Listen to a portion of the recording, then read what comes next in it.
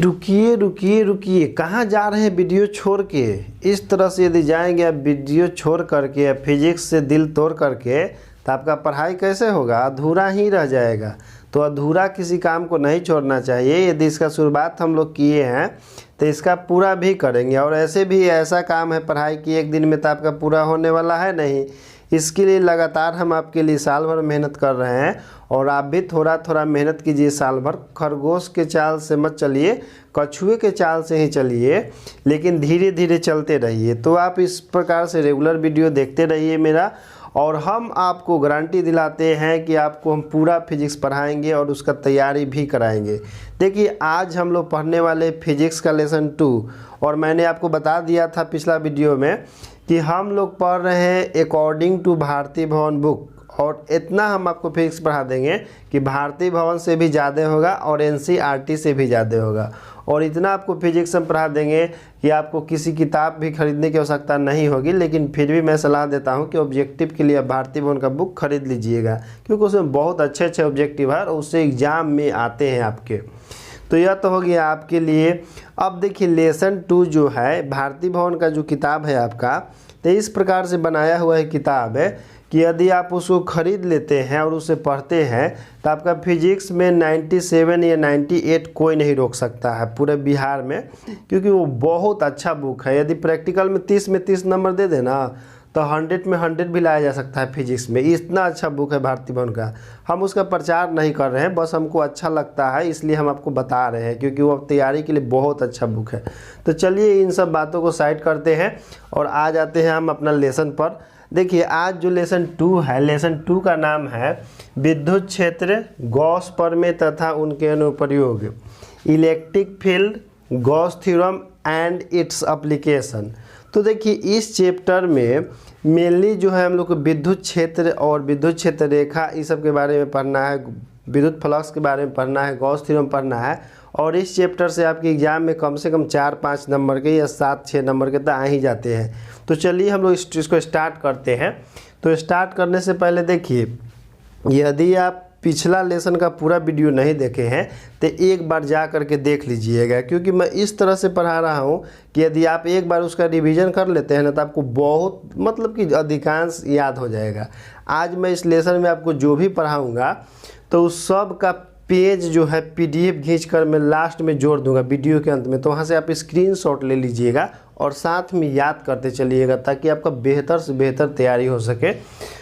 तो चलिए स्टार्ट करते हैं। देखिए सबसे पहले हम लोग को पढ़ना है विद्युत क्षेत्र इस चैप्टर में।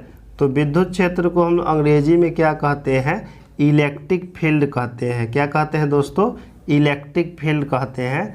देखिए इसी चैप्टर में आपको उन प्रश्नों का जवाब मिलेगा जो आपका शायद दिमाग में कन्फ्यूजन क्रिएट कर रहा होगा। जैसे कि हम लोग जानते हैं कि समान आवेश एक दूसरे को प्रतिकर्षित करते हैं और असमान आवेश एक दूसरे को आकर्षित करते हैं।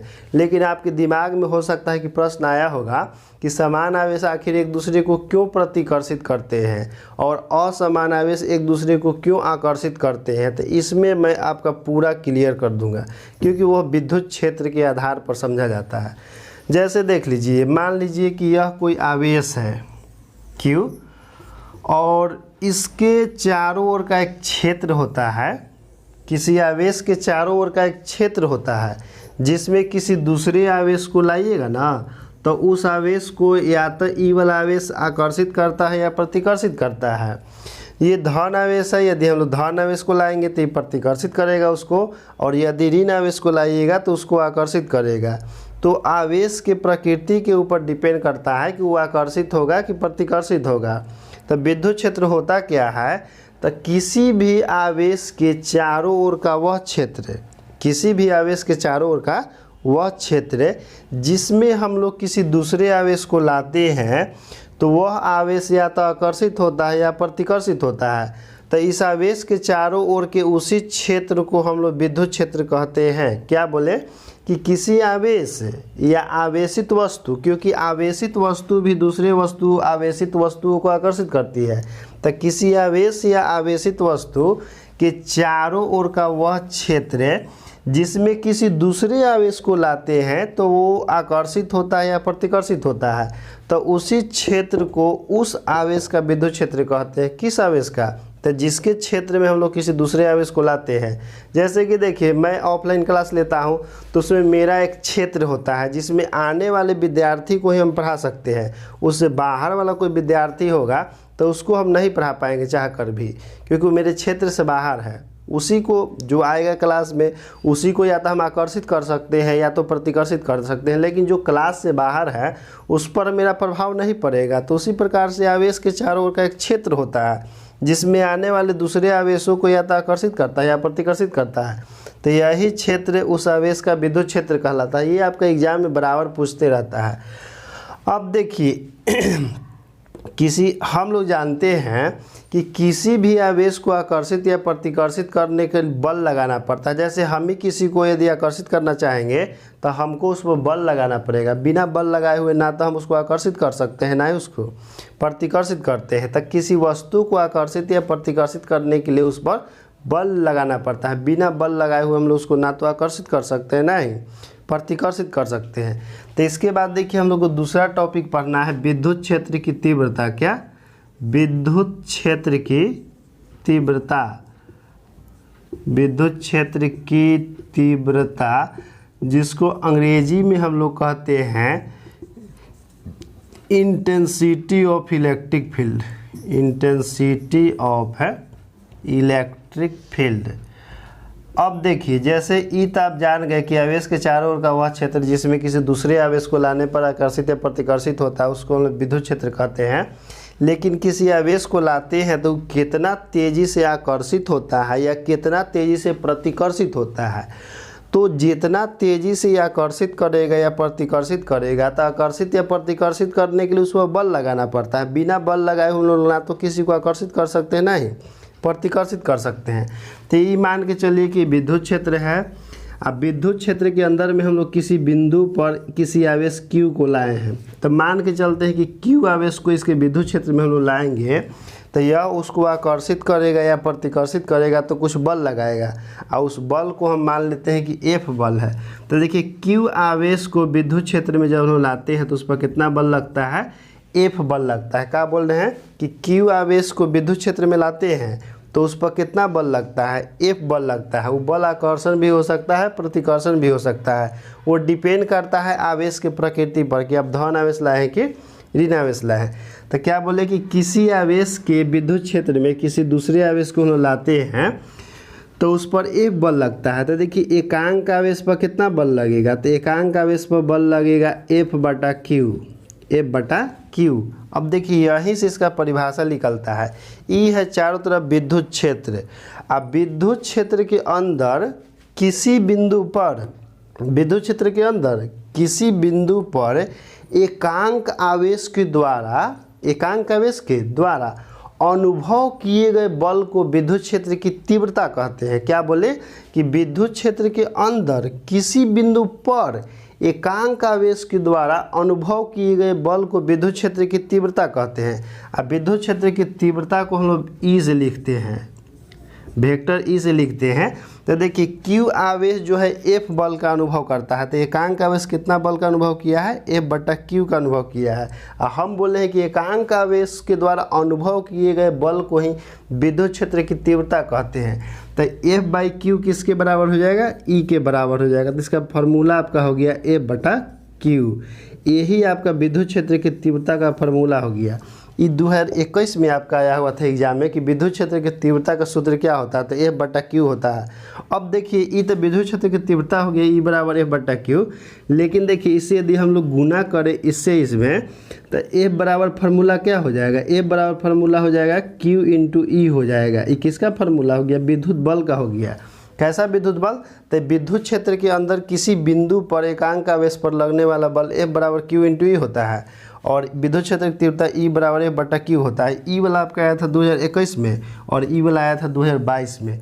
अब देखिए, अब जा करके आप देख सकते हैं क्वेश्चन बैंक में। अभी तक ले हम आपको जितना पढ़ाएं ईमानदारी से, तो केवल लेसन 1 हम आपको पढ़ाए हैं ना। तो यदि उसको आप पूरा कंप्लीट कर लेते हैं तो कम से कम आप 15-16 नंबर की केवल बना दीजिएगा। अभी तक ले जो क्वेश्चन है, सोचिए कि लेसन 1 केवल पढ़ लीजिएगा तो 15-16 नंबर के आप सोल्व कर दीजिएगा। तो सोचिए कि पूरा पढ़ाएंगे तो क्या होगा फिजिक्स में, आप क्या कीजिएगा फिजिक्स में, तो हल्का मचा दीजिएगा फिजिक्स में। तो चलिए ये तो हो गया। तो इसको देखिए वेक्टर फॉर्म में भी लिखा जाता है। ये तो वेक्टर फॉर्म में देखिए हम लोग कैसे लिखेंगे इसको। जैसे हम लोग जान गए फार्मूला कि E बराबर फार्मूला आपका होता है F/Q। हम लोग जानते हैं कि विद्युत क्षेत्र सदिश राशि है, तो इधर हम लोग वेक्टर दे देंगे। विद्युत बल भी सदिश राशि होता है लेकिन आवेश सदिश राशि नहीं होता है। तो यह आपके हो गया विद्युत क्षेत्र के तीव्रता का फार्मूला सदिश रूप में।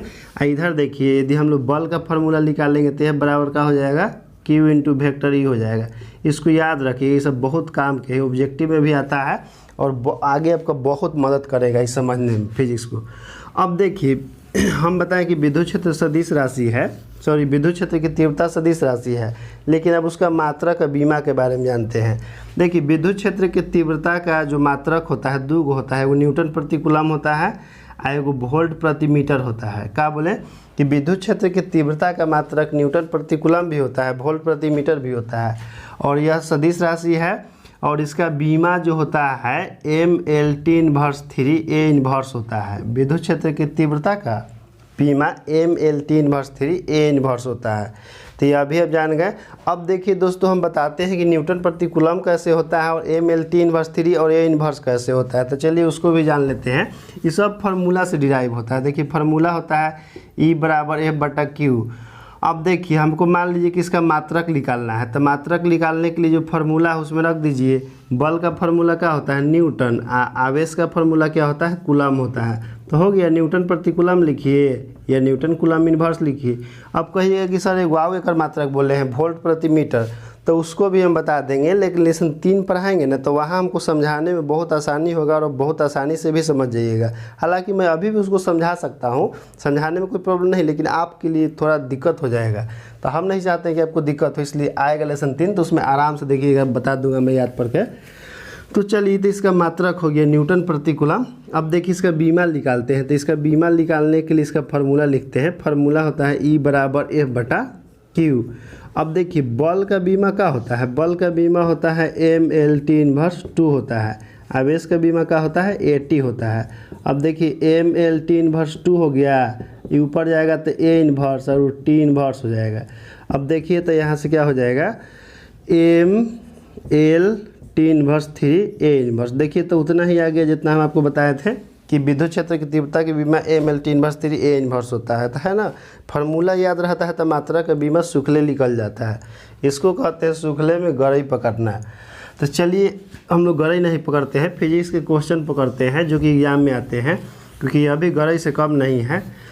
अब देखिए इसके बाद विद्युत क्षेत्र की तीव्रता आप लोग जान गए, इसका मात्रक भी जान गए, विभव ये सब जान गए, फार्मूला भी जान गए।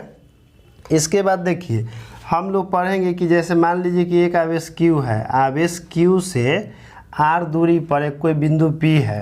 ये देखिए आवेश Q है, आवेश Q से R दूरी पर कोई बिंदु P है। तो आवेश Q के कारण R दूरी से बिंदु P पर विद्युत क्षेत्र की तीव्रता का मान कितना होगा। तो हम लोग क्या करते हैं कि यहाँ पर एक बाहर से हम लोग परीक्षण आवेश को लाते हैं, कहाँ पर, बिंदु P पर। तो परीक्षण आवेश ही इस बिंदु पर विद्युत क्षेत्र की तीव्रता का अनुभव करता है और बताता है कि हाँ वह कितना बल लग रहा है।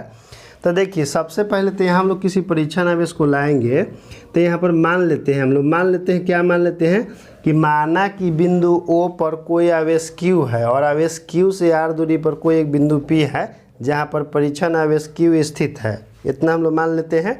और मानने के बाद देखिए दोनों आवेशों के बीच में लगने वाला बल का फार्मूला क्या होगा। तो फार्मूला होता है 1/4πε0 और Q इंटू Q बटा में R²। क्यों भाई, तो क्योंकि हम लोग जानते हैं कि दो आवेशों के बीच में लगने वाला जो बल होता है वो कूलम नियम के अनुसार दिया जाता है। तो यह बराबर 1/4πε0 पहला आवेश गुना दूसरा आवेश और दोनों आवेशों के बीच की दूरी का स्क्वायर, ये कूलम नियम कहता है, जो कि लेसन 1 में हमको पढ़ाए थे। इसके बाद देखिए अब विद्युत क्षेत्र इधर है यहाँ पर, तो विद्युत क्षेत्र जो है इस पर पक्का बल लगाएगा। तो विद्युत क्षेत्र के किसी बिंदु पर अनुभव किया गया बल का फार्मूला अभी हम आपको बताए थे कि यह बराबर Q इंटू E होता है। तो इसको आप मान लीजिए समीकरण 2 और इसको मान लीजिए समीकरण 1। अब देखिए अभी f बराबर है और यह अभी f बराबर है। हम लोग क्या करेंगे कि समीकरण 1 एवं 2 से तुलना कर देंगे, क्योंकि दोनों समीकरण का LHS बराबर है। तो LHS बराबर है तो RHS को भी क्या कर दीजिए, बराबर कर दीजिए। तो देखिए हो जाएगा आपका फार्मूला 1/4 पाई एप्सिलॉन नोट और बड़का क्यू इंटू छोटका क्यू बटा में R स्क्वायर, और यहाँ पर हो जाएगा Q इंटू ई। तो देखिए इस Q से Q की कहानी कैंसिल हो जाएगा, तो इधर बचेगा आपका 1/4 पाई एप्सिलॉन नोट और बड़का Q बटा में R स्क्वायर बराबर में क्या बचेगा, ई बचेगा। तो देखिए इससे फार्मूला आपका निकल जाएगा, ई बराबर फार्मूला हो जाएगा 1/4 पाई एप्सिलॉन नोट और Q बटा में R स्क्वायर। देखिए दोस्तों यह विद्युत क्षेत्र के फार्मूला हो गया, विद्युत क्षेत्र की तीव्रता का। तो विद्युत क्षेत्र की तीव्रता का 2 गो फार्मूला हो गया, एगो तो हम पढ़ाएं आपको E बराबर F/Q और एगो हो गया E बराबर 1/4 पाई एप्सिलॉन नोट Q बटा R स्क्वायर। लेकिन दोनों में अंतर क्या है कि वह जो E बराबर F/Q होता है ना, तो E बराबर F/Q जो होता है विद्युत क्षेत्र के किसी भी बिंदु पर अनुभव किया गया बल होता है। विद्युत क्षेत्र के किसी भी बिंदु पर अनुभव किया गया बल होता है और उसको हम लिखते हैं E बराबर F/Q से। और यह जो फार्मूला होता है तो किसी आवेश Q से R दूरी पर होता है। तो जब दूरी का जिक्र होगा कि आवेश Q से R दूरी पर विद्युत क्षेत्र का मान कितना होगा, तो ये वाला बताइएगा 1/4 pi epsilon note Q by R square. और विद्युत क्षेत्र की किसी बिंदु पर होगा तो E बराबर F/Q होगा। तो समझ रहे हैं, तो यह अभी आपका क्लियर हो गया। अब देखिए ये जो आवेश है जिसको हम लोग यहाँ पर लाए थे बिंदु P पर, तो बिंदु P पर जिस आवेश को हम लोग लाते हैं उस आवेश को हम लोग परीक्षण आवेश कहते हैं। क्यों? क्योंकि हम इसको परीक्षण के लिए नहीं लाए थे कि ये दूल्हा है हम ओकरा परीक्षेंगे, हम जांच करे लगे लाए थे कि यहाँ पर विद्युत क्षेत्र कितना है। तो ये जो Q आवेश है ना छोटका, तो छोटका Q जिसको हम लोग नानका कहते हैं, नानका माने छोटा का, तो छोटका आवेशवा के हम लोग क्या कहते हैं, परीक्षण आवेश कहते हैं। आई बड़का जो आवेश है ना, तो इसको हम लोग स्रोत आवेश कहते हैं। क्या कहते हैं? स्रोत आवेश। क्यों भाई? तो काहे से कि एकरे से विद्युत क्षेत्र उत्पन्न होता है। तब कहिए कि सर स्रोत आवेश की तनी परिभाषा बताइए। था इसका अंग्रेजी तो होता है सोर्स चार्ज। तो स्रोत आवेश होता क्या है कि वह आवेश जिसके चारों ओर विद्युत क्षेत्र उत्पन्न होता है उसको हम लोग स्रोत आवेश कहते हैं। स्रोत आवेश क्यों कहते हैं? वह आवेश जिसके चारों ओर विद्युत क्षेत्र उत्पन्न होता है उसी को हम लोग स्रोत आवेश कहते हैं। और वह आवेश जिसको विद्युत क्षेत्र की जांच करने के लिए लाते हैं तो उसको हम लोग परीक्षण आवेश कहते हैं। ठीक ना? अभी मत बोल दीजिएगा कि जो परीक्षा में आता है ना ओकरे परीक्षण आवेश कहते हैं, अन्य आएगा तो लिख दीजिएगा, गलती तो मास्टरवा काट ही देगा आपका। चलिए ये तो हो गया आपका स्रोत आवेश की भी परिभाषा हो गया, अब विद्युत क्षेत्र का भी हो गया। इतना याद कर लीजिएगा, इतना से पक्का हर साल 1 या 2 नंबर के क्वेश्चन आता ही आता है। तो इसी के साथ जय हिंद जय भारत दोस्तों।